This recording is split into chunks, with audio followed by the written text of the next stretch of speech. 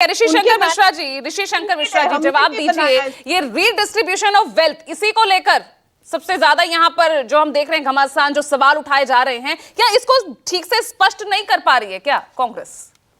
पूजा जी, यहाँ जितने लोग हैं विद्वान लोग हैं, आप कांग्रेस के मैनिफेस्टो को उठा के देख लीजिए। हालांकि नीति जैन पढ़ती लिखती नहीं है बेचारी, ये मोदी जी के राह पे चल रही है। इन्होंने भी इंटायर पोलिटिकल साइंस का लगता है पढ़ाई कर रखा है। कांग्रेस के मैनिफेस्टो में यदि हिंदू मुस्लिम सबको दिखा दे तो मैं पूरे देश से इस डिबेट में माफी मांगने के लिए तैयार हूँ। इतना बड़ा झूठ देश के प्रधानमंत्री सरेआम चुनावी मंच से कर रहे हैं और हिंदू मुसलमान भाई आपके इस मैनिफेस्टो के मुताबिक जाति जनगणना से प्राप्त आंकड़ों के आधार पर उनकी स्थिति में सुधार के लिए सकारात्मक कदम उठाएगी, यही पॉइंट बीजेपी उठा रही है।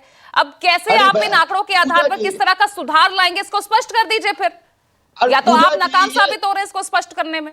अरे पूजा जी, नीति जैन से पूछिए, क्या ये जातीय जनगणना के विरोध में है? हाँ है ना, ये जातीय जनगणना के विरुद्ध में है। बीजेपी जातीय जनगणना के विरुद्ध में है। कांग्रेस के मैनिफेस्टो में कहां हिंदू मुस्लिम शब्दों का इस्तेमाल किया गया है? एक बार भी दिखा दे। आजादी के बाद से सबसे कमजोर प्रधानमंत्री कोई है वो नरेंद्र मोदी है। वो तो कह रही है हमने मुस्लिमों का हमने नाम नहीं लिया, वो कह रही है हम तो कह नहीं रहे, हम तो माइनॉरिटीज कह रहे हैं, हम नहीं कह रहे मुस्लिम। ये हम आप बता दीजिए ना, माइनॉरिटी कहाँ लिखा हुआ कांग्रेस के मैनिफेस्टो में? आप बता दीजिए ना। 57 पेजों का जो कांग्रेस का मैनिफेस्टो है उसमें माइनॉरिटी जातीय जनगणना से बीजेपी को परहेज है क्या? कहाँ लिखा हुआ है कि माँ बहनों के जो मंगल सूत्र हैं उसको छीन लिया जाएगा? कहाँ लिखा हुआ है?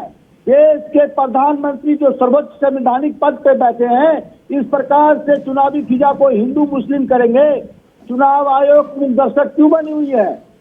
उद्धव ठाकरे सिर्फ भवानी शब्दों का इस्तेमाल करते हैं, उनको नोटिस भेज दिया जाता है। सरेआम प्रधानमंत्री पद पे बैठे लोग चुनावी फिजा को ध्रुवीकरण कर रहे हैं, कोई एक नोटिस तक नहीं भेजा गया है। शर्म आनी चाहिए प्रधानमंत्री को। ऐसे झूठा प्रधानमंत्री आज तक हिंदुस्तान ने कभी देखा है? आप बता दीजिए।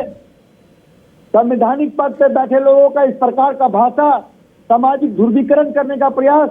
एक्चुअली पूजा जी, हालात ये है कि फर्स्ट स्टेज के रिफ्लेक्शन के बाद, फर्स्ट स्टेज के जो मैंडेट एक तरह से जो रिफ्लेक्ट हो रही है उससे बीजेपी परेशान है।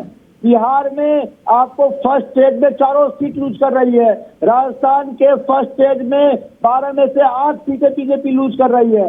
यही स्थिति उत्तर प्रदेश में, यही स्थिति मध्य प्रदेश में है। तो हार इनको दिख रहा है, इसके कारण ये पुराने अपने फॉर्मूले कमंडल की राजनीति की तरफ ये मुड़ रहे हैं। ये दुर्भाग्य है देश तो का। क्यों पूर्व प्रधानमंत्री मनमोहन सिंह का बयान बार बार यहाँ पर बीजेपी उठाकर आपको कहीं ना कहीं तुष्टीकरण की उस राजनीति पर ले ही आती है? कहीं ना कहीं अपना स्टैंड यहाँ पर कांग्रेस क्लियर नहीं कर पा रही ना उस बयान को लेकर। कांग्रेस का स्टैंड बिल्कुल क्लियर है। कांग्रेस का स्टैंड बिल्कुल क्लियर है।